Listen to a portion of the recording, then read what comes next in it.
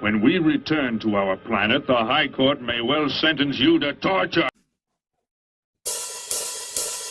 He likes movies, we like movies. SeptumSin versus the world. SeptumSin versus the world. SeptumSin versus the world. SeptumSin versus the world. I'd buy that for $1. Ooh, I am haunted building material. Ooh, see I'm floating. Ooh, I will kill you all.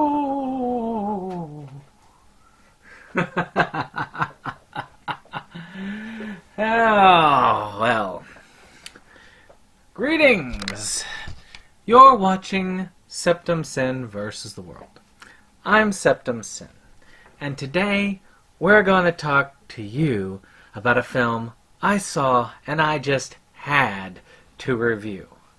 I had to actually take this. As soon as I watched it, I wanted to sit in front of this camera and tell you guys about this film. That was the level of reaction I got. Unfortunately, I had to work till midnight, and then I was too tired to tell anybody anything. But it's the day after, now I'm recharged, and here to bring you Amityville Exorcism. I'm in my big push to try and get all the Amityville films watched so I can do my Amityville collection video. And that is coming soon. Or it might... No, it's coming soon. So, you need to stay tuned. This is all a part of your Halloween week goodies. It'd be a lot cooler if you did. So, what is the Amityville haunting? Of course, I caught this just like I catch everything. I see anything Amityville, I immediately check it against everything I have and say, do I have it? Do I have it? Shoot, don't have it. Gotta get it. Purchase it. It's in my collection. And this one actually looked pretty promising. I mean, that's a creepy looking doll on the back. I mean, look at this thing. I mean, it looks like it... Well, it looks like Chucky as he's about to upchuck. Admiral, we have enemy ships in Sector 27. It's a trap. But it is a creepy looking doll. I mean, look at this thing. See, look at that. Staring you down. And it even has a director's commentary on it. And some bloopers. And they're okay. It still did not explain to me what was going on. You know, it's sad. I cannot even remember the director. It's Mark Polonia. Well, you know, Mark, if you're listening, I did enjoy this film, but probably not for the reasons you want me to enjoy this film. I love horror movies. I love B-horror movies. I like most horror movies. I just don't like boring horror movies. And this was not a boring horror movie. Not by any scope. So let's talk about what's going on with the Amityville Exorcism. We cut to a time after Amityville was cleansed, my friends. Cleansed of all demons. Is it safe? Yes, it's safe. It's very safe. Is it safe? Of course, the preacher died. You've seen the movie. You know what facts are there. You know it's been done. But a man, seemingly possessed, kills his entire family with a hammer. Not a big hammer, just like a regular, standard hammer. And then says he was possessed while doing it. So, the preacher goes to the asylum to read him his last rites. Beef already with that one. And the guy says, look, I'm gonna die, but I need to redeem myself.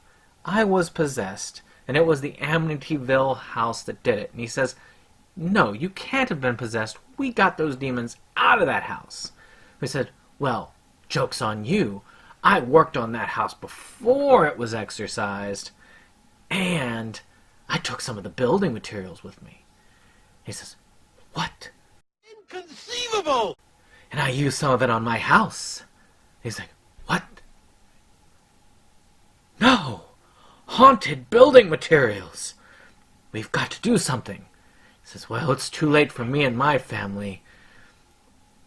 But you can save the other. Here's the address where the building materials are at. Cleanse them. Save them. So, of course, we cut to a family living in this house. You have this man living with, I'm guessing, a deadbeat daughter. If she's a teenager, she is a very old teenager. You know, for kids. And they're all they're having problems because the mother died and the father's drinking is to blame. Well, yeah, things start to unravel. Creepy things start to happen. This guy in a red mask starts showing up. The building materials start possessing people. And then we find out that we are going to get a slaughter fest. Unless the person possessed can be exorcised. Can we do the exorcism? The Amityville Exorcism?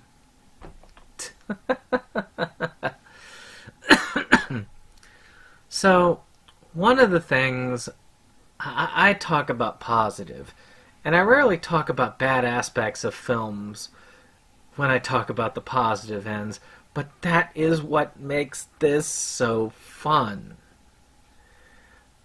The idea that it's haunted 2x4s possessing people. It's so ridiculous. It's great. It's hilarious. I enjoyed this concept.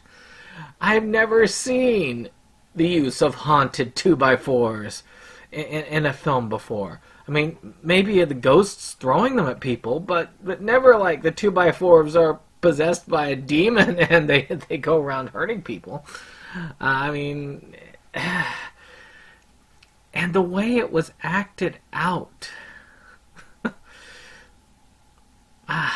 Just the scene with the hammer. When I'm watching the scene with the hammer, and my first instinct is not to go, but laugh. I was laughing at this stuff.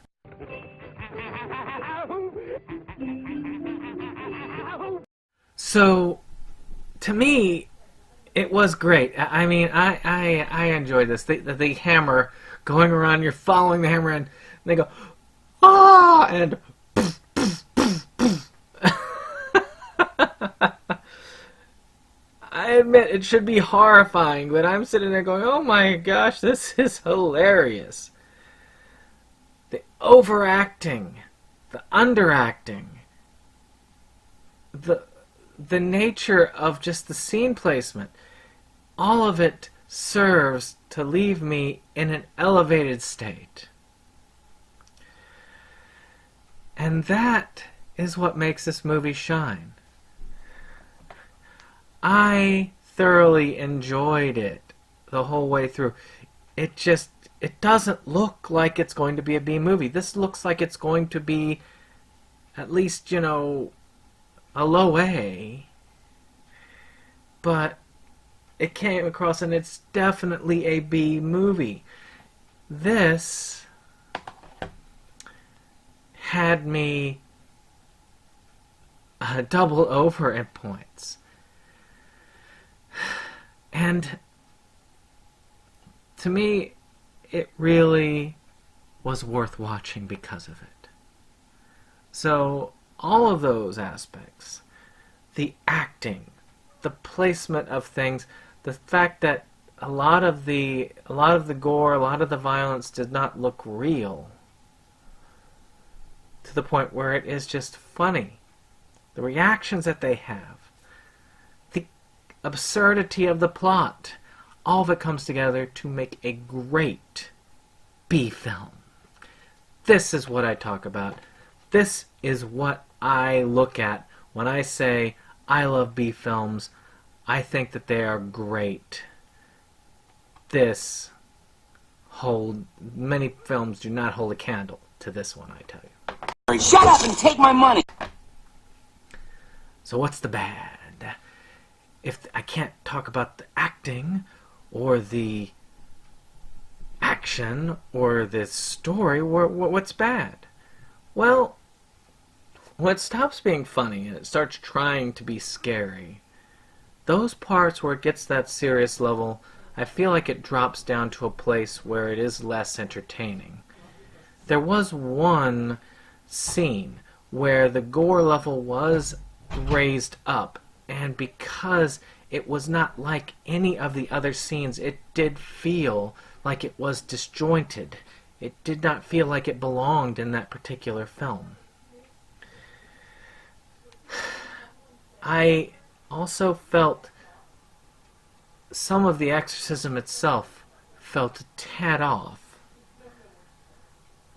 But that's it, really.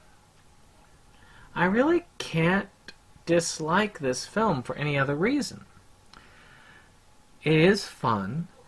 It is lighthearted for the most part. It's not meant to be. But it is an entertaining watch. I rarely got bored. It slowed down only in the parts where it started to actually get a little bit serious. And that is where the one downgrade is. So the special features are okay. It kind of helps you get a little bit more insight into the director. And that did help me get a little bit more of a feel as to where we were going with this. The blooper reels are alright. And the film itself is a ton of fun. So let's talk about ratings. I gotta give the Amityville Exorcism a 7 out of 10. Really and truly, you need to check this out. It's well worth your time. I hope you do get to enjoy this. So, in any case, I'm SeptumSin. You've been watching SeptumSin versus the World, and I will see you on the next one. So stay tuned, and we're going to have a message about a YouTuber near you.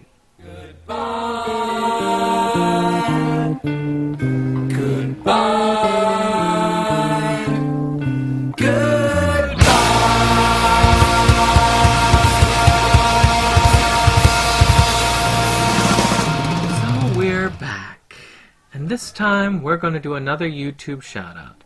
This YouTube shout out goes to another person who has a decent number of subscribers. Actually, about 691,000 to be around that type. And we're talking about blamitonjorge. Take a look at that. That's a symbol. Blame It on George is a top 10 site. He's also a information site. He gives you fun information about your favorite cartoons from childhood, about people from Nickelodeon, people from PBS, people from the Cartoon Network. It is a very useful set of information if you like this sort of thing. It is fun.